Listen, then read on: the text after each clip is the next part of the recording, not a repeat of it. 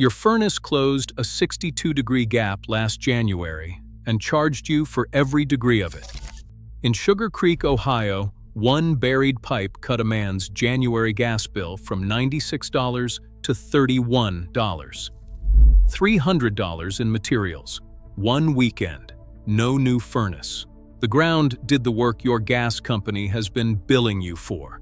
The average northern state household pays between $900 and $1,200 a year to heat a home. Over a 30-year mortgage, that is $36,000 paid to close a temperature gap. The earth beneath your yard was already prepared to shrink for free. That is why one pipe in one Ohio yard matters. It proves the bill was never just about heat. It was about what temperature your furnace was forced to start from. He built the system himself. He dug the trench by hand over 3 weekends because he did not want to pay for a rental machine. He was 43 years old. He tracked the bill for 3 more winters because he thought the first one was a fluke. It was not. The ground did that. Not a new furnace, not a heat pump, not a contractor. The ground.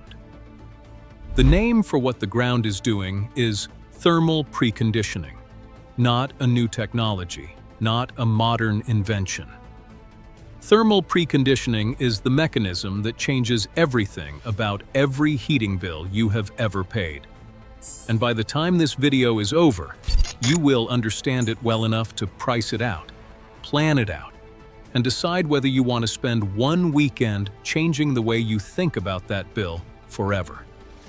There is also a United States Department of Agriculture document on this, published in the early 20th century, that I found in a federal archive and that I will walk you through before we are done.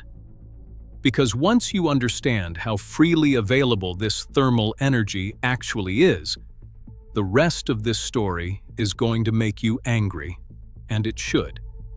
But the physics comes first, because the physics is what makes the anger justified. Your furnace is a machine that closes temperature gaps. That is all it does. When the air outside is 8 degrees Fahrenheit, your furnace closes a 62-degree gap. Thermal preconditioning changes the starting conditions of that equation. An earth tube is a pipe buried at depth, connected at one end to an outdoor air intake and at the other end to your home's existing air return. Cold outside air enters the pipe. The pipe is surrounded by earth that holds at roughly 55 degrees Fahrenheit at depth, year-round, regardless of what the air above it is doing. Heat transfers from the warmer material to the cooler one. It is the same law that makes your coffee get cold on a table. The air traveling through that pipe absorbs thermal energy from the surrounding soil and arrives at your furnace already partially conditioned. Your furnace now closes a smaller gap. It burns less fuel. Your bill drops. The ground did the first half of the work for nothing. These are not my numbers. A field study conducted by Natural Resources Canada, working with an installation on the Scarborough campus of the University of Toronto, one of the largest earth tube systems in Canada, documented that earth tubes can warm incoming winter air by as much as 14.3 degrees Celsius. That is more than 25 degrees Fahrenheit of passive thermal gain, with zero electricity consumed by the heating component and zero gas burned.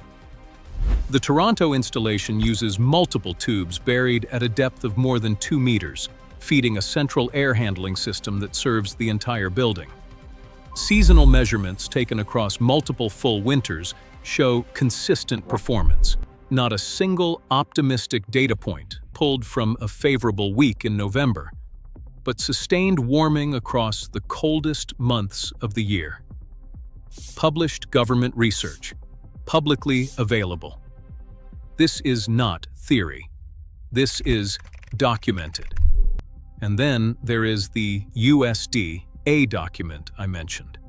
The United States Department of Agriculture produced a series of farmers' bulletins covering practical farm construction, and one of those bulletins on the ventilation of farm buildings included a full section on underground air inlets, pipe diameter, burial depth, length requirements, intake placement, all of it written in plain language, distributed through the National Agricultural Library. Your government validated this system, documented it, and published it for anyone to use.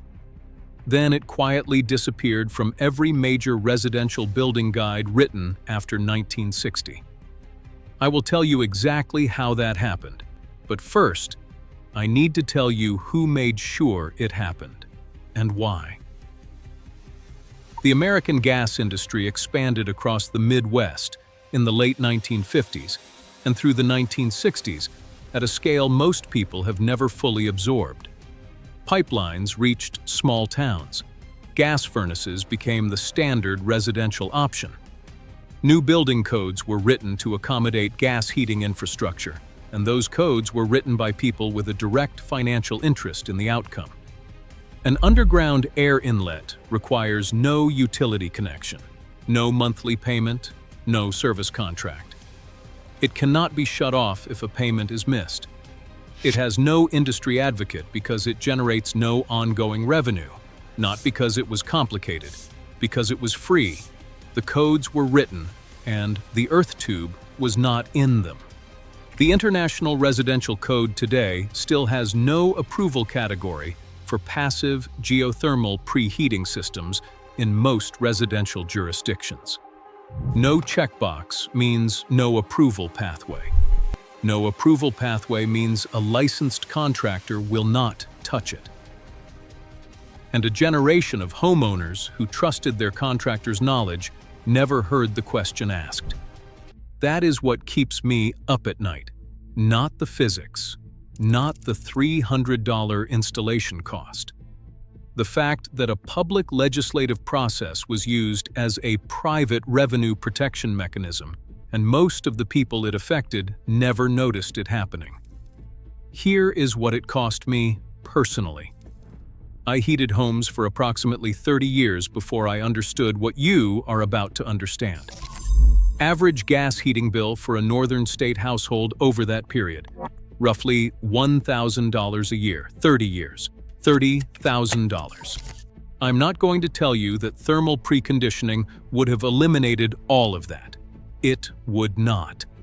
But a documented reduction of 50 to 60% of heating load applied over 30 years means I personally handed somewhere between $12,000 and $18,000 to a gas company for a temperature gap that the earth under my yard was already offering to close for free. $12,000 to $18,000. Now, the Amish in Holmes County, Ohio, did not pay that. Not because they are primitive, not because they opted out of comfort, because they evaluated the question of dependency before they accepted it and chose a different answer. What the Amish evaluate is not technology. It is the term attached to it. A system that requires a monthly payment to a corporation that can raise that payment, cut off service, or go out of business represents a kind of dependency that Amish community thinking has historically rejected. An earth tube has no terms, no payment, no rate schedule. Once it is in the ground does the work. In Holmes County, that is not a philosophy. It is a construction choice made 2 centuries ago that has never required revision. In Lancaster County, Pennsylvania, there are farmhouses still standing with the original clay pipe earth-air systems visible in the foundation walls. Some of those systems date to the early 1800s. The clay has crumbled in places, but the evidence remains in the stone. The channel roots, the intake openings, the connection points to the interior. I stood in the basement of one of those farmhouses on a February morning, and the foundation stones around the original channel entry point were dry and clear, while the outside temperature was 19 degrees Fahrenheit. The Amish did not preserve these systems out of nostalgia. They preserved them because they work, and because the earth that powers them has never sent a bill. Now, I want to show you exactly what the system looks like for an existing home, because this is where most videos go abstract, and where most people stop believing it applies to them. If you already own a house, and you are thinking this only works for people building from scratch, stay with me. This next part is specifically for you. The starting configuration is one smooth bore pipe, 8 inches in diameter, 40 to 60 feet long, buried at a minimum depth of 4 feet. In colder climates like Minnesota or Wisconsin, extend toward 60 feet. Some builders in those climates run 2 parallel tubes to increase total air volume, and the performance difference is measurable. The pipe slopes continuously toward the outdoor intake at a rate of 1 inch per 10 feet. That slope is not optional, and I will tell you exactly why in a moment. Getting it wrong is the one mistake that turns a system that performs for 30 years into a problem in the second winter. The outdoor intake is a screened cap, about $12 at any hardware store. A standard inline duct fan to move the air costs between $40 and $70 and draws about the same electricity as a light bulb. The pipe itself, 40 feet of 8-inch smooth bore PVC, runs $60 to $90 at most building supply stores. A rented walk behind trencher cuts a 4-foot trench through an average suburban yard in about 2 hours. The total materials for a single tube system are under $300. For a home with a forced air system, the earth tube feeds into the cold air return. The air that enters your furnace has already been preconditioned by the ground. For a climate like Cleveland or Pittsburgh, where January temperatures average around 28 degrees Fahrenheit, a 40-foot earth tube brings incoming air to approximately 52 degrees before it reaches your furnace.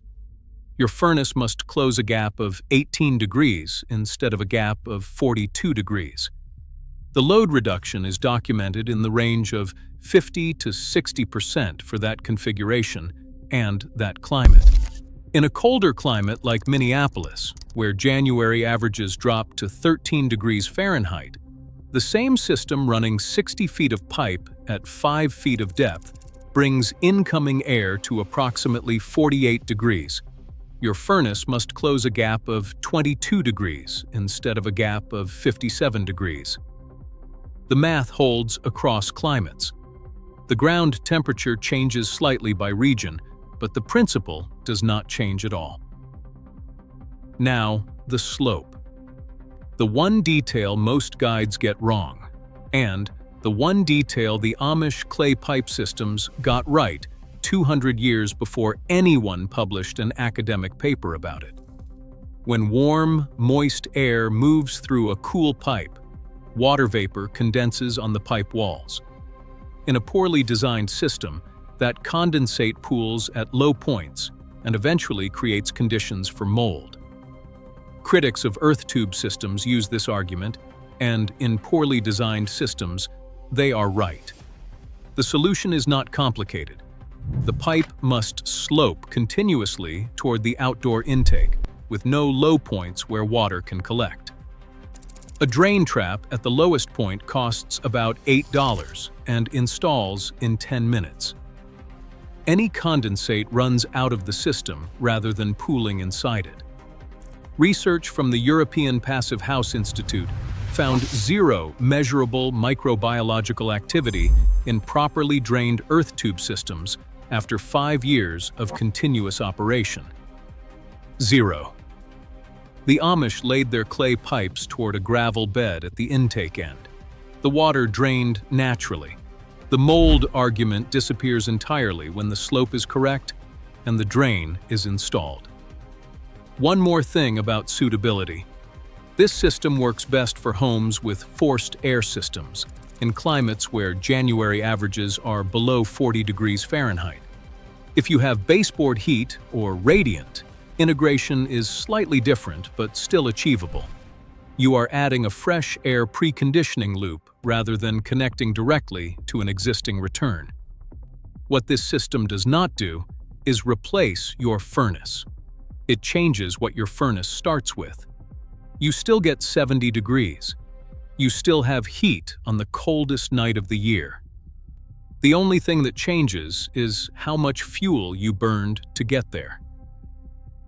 In the winter of 1979, a researcher named John Barnard, working through a federally funded solar energy research program in New Mexico during the Carter administration, conducted a field study of 12 homes in the Rio Grande Valley that had installed what he called subterranean air tempering channels.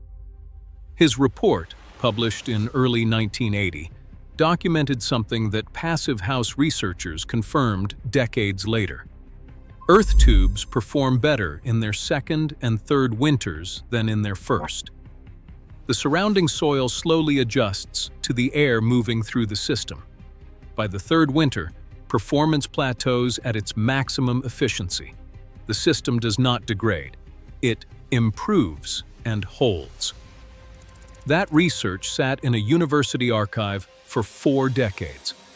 The federal funding that would have made it mainstream was eliminated in 1981 when the program was shut down. The man who wrote it moved on. The report sat in a library catalog that almost nobody thought to search, until someone did. Thermal preconditioning does not care which side of a border it operates on. The man in Sugar Creek added a second tube in the 1994 when he expanded his house. Both tubes are still running. He has never replaced either one. His January gas bill today is lower in nominal dollars than it was the year he finished digging. Every neighbor who has ever asked him about it has heard the same answer he gave me when I drove out to stand at that intake cap on a January morning and put my hand over the opening myself. 53 degrees Fahrenheit coming out of the earth. Outside air that morning was 11 degrees. 42 degrees of thermal gain. No combustion. No utility payment attached to that transaction. No moving parts except one small fan drawing about as much electricity as a reading lamp. He said the same thing every time anyone asked. The ground does the work. The ground has been offering this to you every winter you have lived in your house. 4 feet down, 55 degrees, every January, every February, every year you wrote a check to a gas company. The codes did not include it. The contractors did not mention it. The building guides written after 1960 did not contain it. The legislation moving through state houses across more than 24 states in the last 5 years has worked to keep those guides exactly as empty as they have always been. The pipe in Holmes County does not care about legislation. The Amish in Holmes County did not lose this knowledge. You were just never given it. Now you have it. Drop your average January gas bill in the comments right now, just the number. I want to see what this knowledge is worth to the people watching this video. If you believe that real working knowledge has been quietly set aside to protect someone else's revenue, you already know what this channel is for, and you already know what to do.